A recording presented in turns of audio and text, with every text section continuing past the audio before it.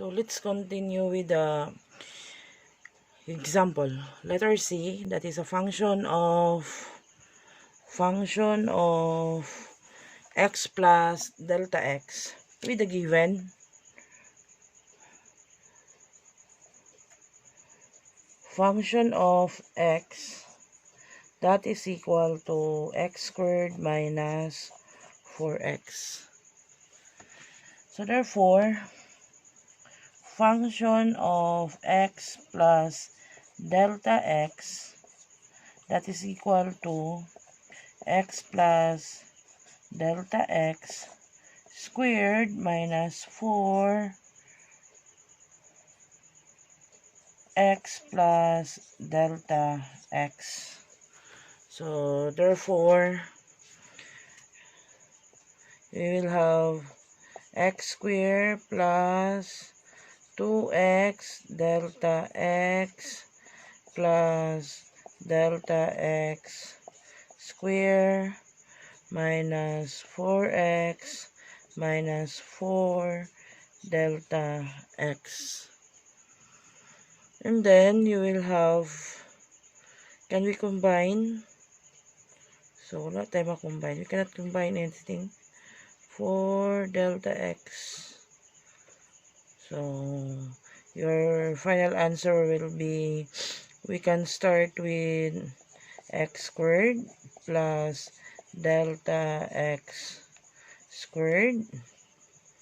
Then we will have delta x squared plus 2x delta x minus 4 delta x minus 4x. So that is now the answer of example C.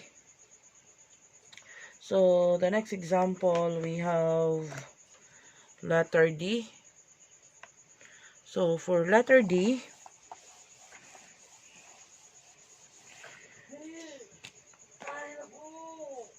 function x is equal to x squared minus 4x. Given for letter D, function of x plus 1 minus function of x minus 1. Okay. So substitute, you will have solution function of x that is equal to x squared minus 4x. And then you will have function of x plus 1, function of x minus 1 that is equal to x squared. You start with x plus 1 squared minus 4x plus 1, then bracket minus 4 minus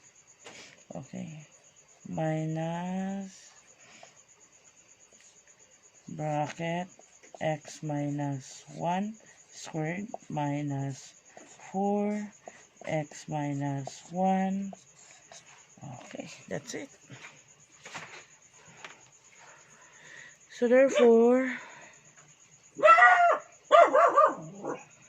so start here, expand this one, so you will have x, you will have x squared plus 2x plus 1 minus 4x minus 4. Okay. Minus, okay, x squared minus 2x plus 1. Expand this one. Then minus 4x, negative 4 times x, negative 4x, negative 4 times negative 1, that is plus 4. So therefore, you will have x squared minus 2x, negative 4x, negative 2x, negative 4 plus 1, negative 3. Okay. So you will have minus, okay, x squared minus x squared plus, okay, 6x, 2x, 4x, negative 6x times negative plus 6x. Then you will have minus 1 plus 4, positive 5, times negative 1, negative 5. So therefore, we can cancel x squared, then you will have 6x minus 2x, so you will have 4x minus 8, wherein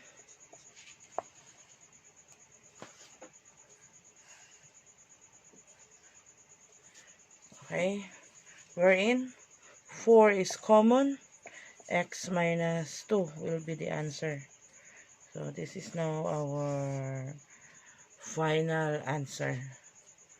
So you will have that one, 4x minus 2. So that is now the complete solution. So we will have another example, that is we're asked to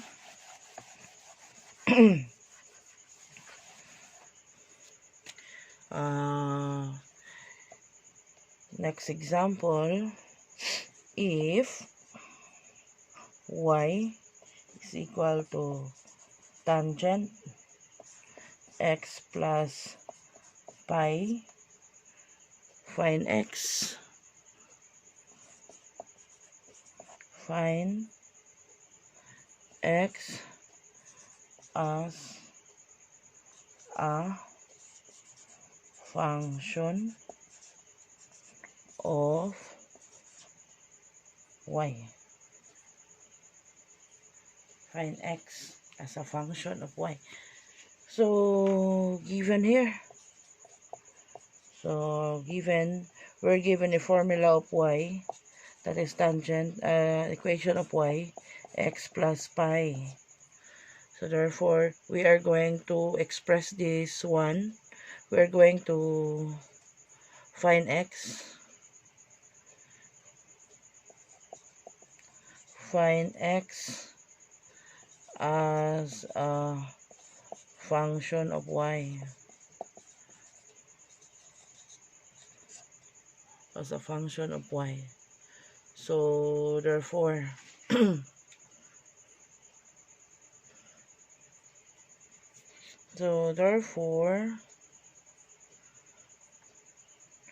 you will have tangent inverse y is equal to x plus pi. Okay.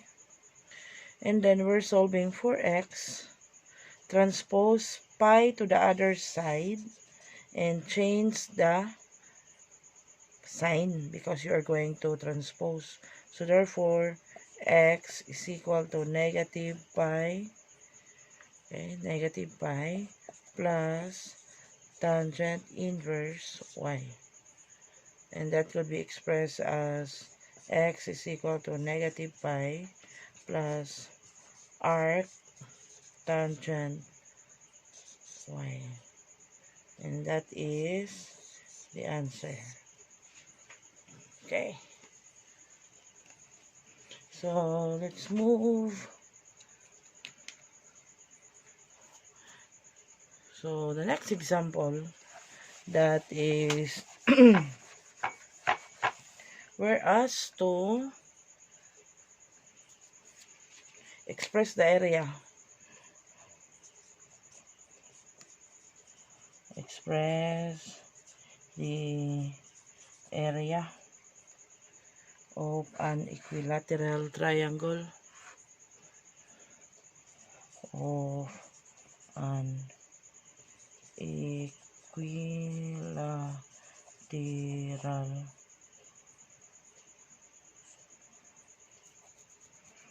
triangle as a function of its side. As a function of its side. Okay. So, equilateral triangle, formula for that one,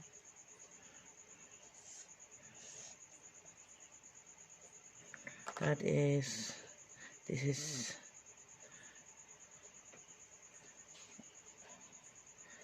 a function of its side x. So, it's given that the side here, the different sides, because they're equal, because that is equilateral, and it's noted that the formula is x. So the area of equilateral triangle, that is equivalent to the square root of 3 over 4 s square. S square here, this is the length of its side. In our example, it is declared that the side is measured as x. So, the answer here, you just simply substitute the value of s into x. So, the answer is square root of 3 over 4 x squared. Okay. Note here, in other references, the sides here, instead of x, they express that as s. That's the reason they're using s squared for the formula. So area here, this one, area is equal to the square root of 3 over 4 s squared. This is the area of equilateral triangle formula. Okay. So we will move to another example.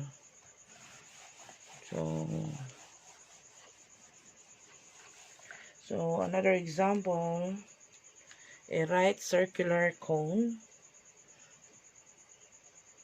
a right circular cylinder.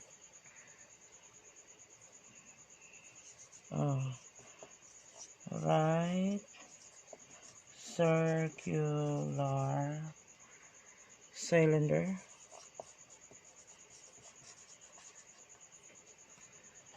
Radius of base x. Radius of base x. Height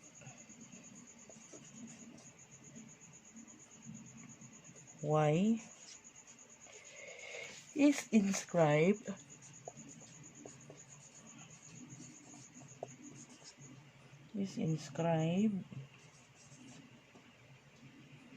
in a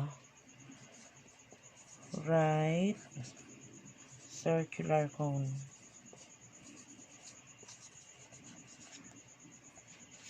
Radius of base r.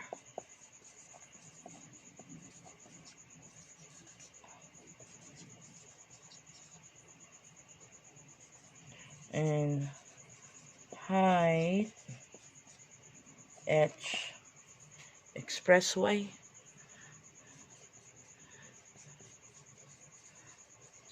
Express y as a function of x. As a function of x. So let's declare here that R and H are constants.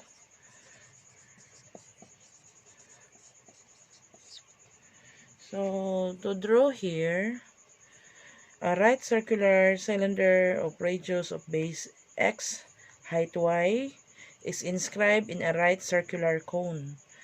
So solution.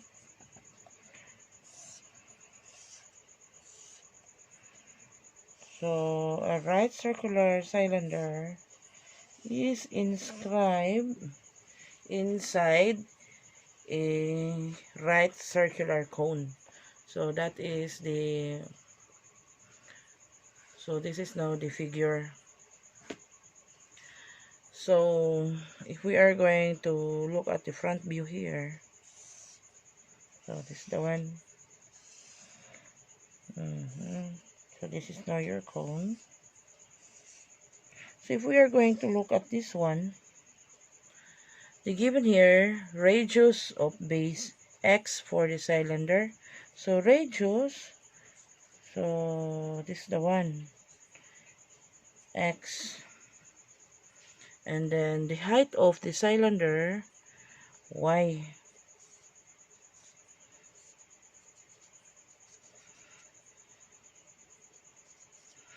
Okay. And then for the cone, radius of the cone, that is r. And the radius and the height of the cone, that is h. So if we are going to get the half view for that, similar triangles. So this is the one. Okay, let's try to enlarge a little bit para mas makita na to. So this is x.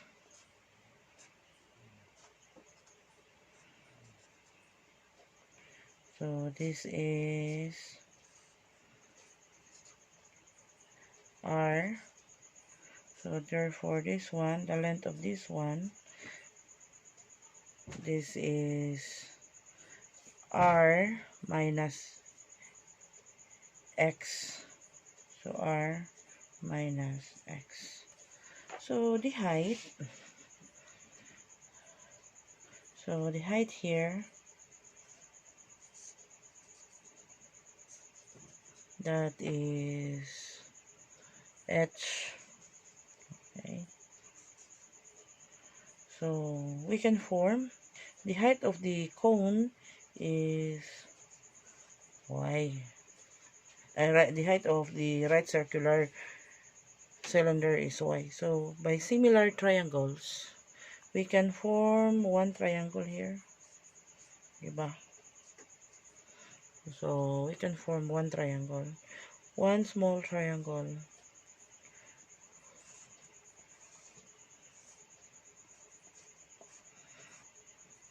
So this is the y, r minus x. And this one, the other one,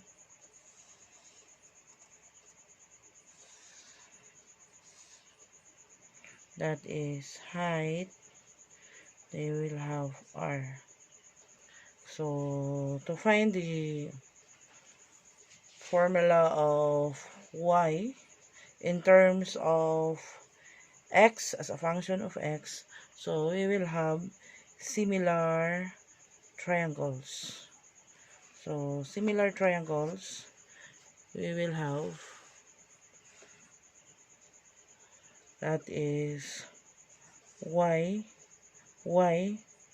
over r minus x, that is equal to h over r.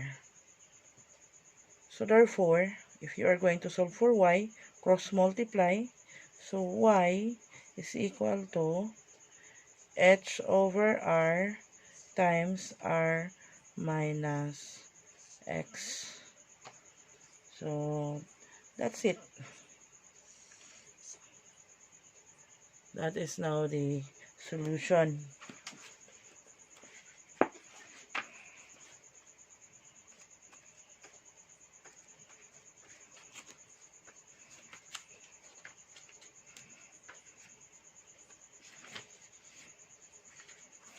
Let's try to check if our answer is correct. Okay, that's correct. So next example, we have our next example.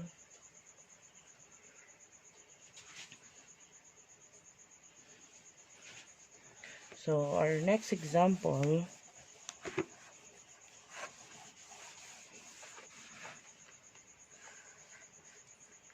so we have our next example.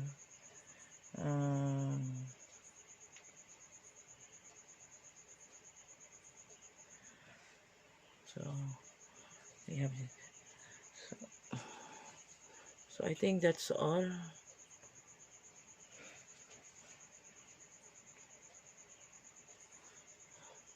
So we will have another example. Okay, that's it.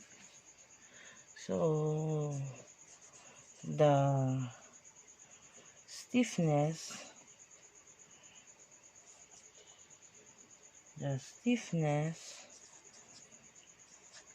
of a beam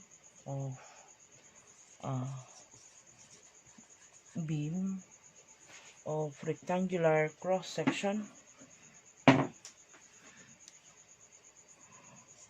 of rectangular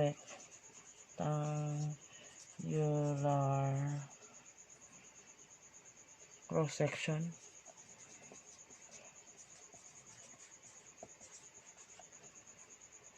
is proportional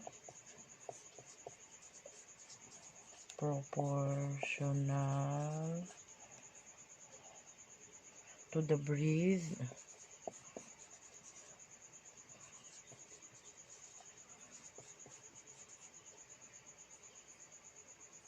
and the cube of the depth. Cube of the depth. If the breadth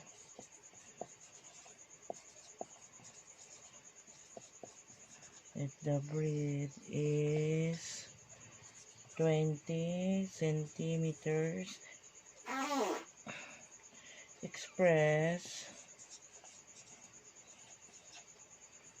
the stiffness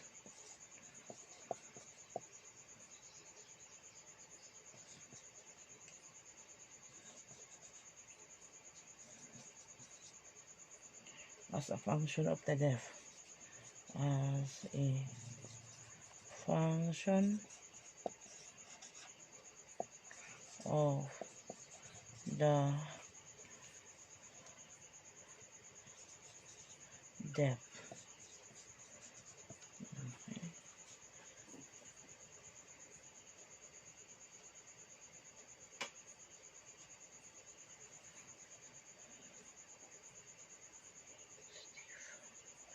So solution.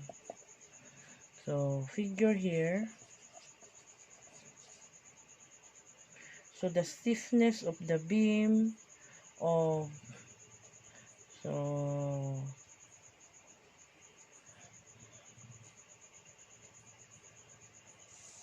the stiffness of the beam, so this is your beam,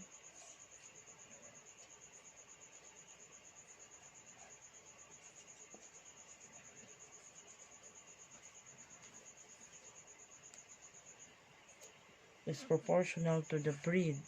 So this one, breadth, this is your width or breadth. So this is your depth. So sa kahilalumon, so stiffness, what is your inclination?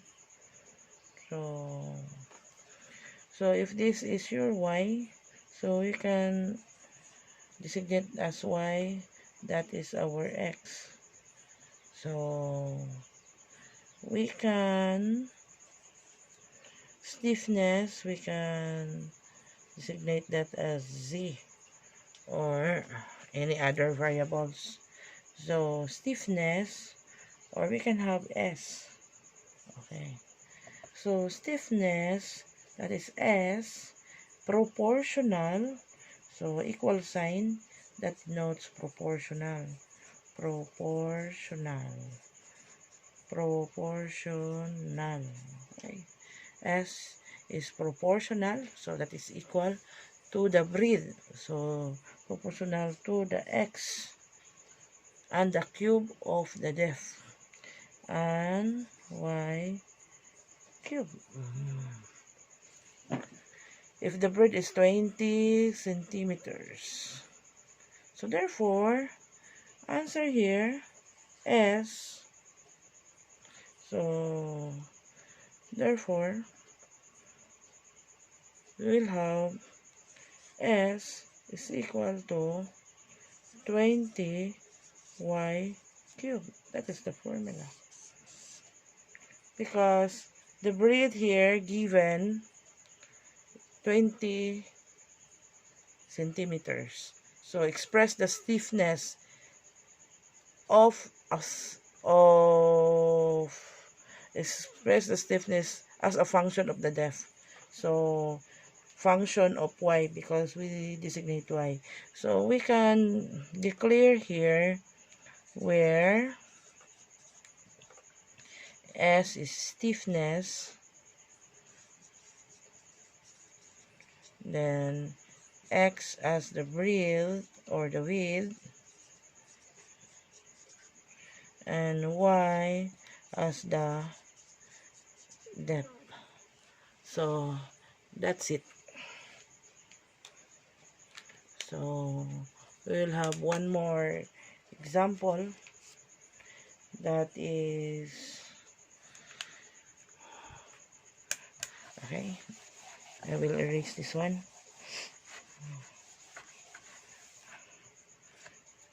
So example, another example,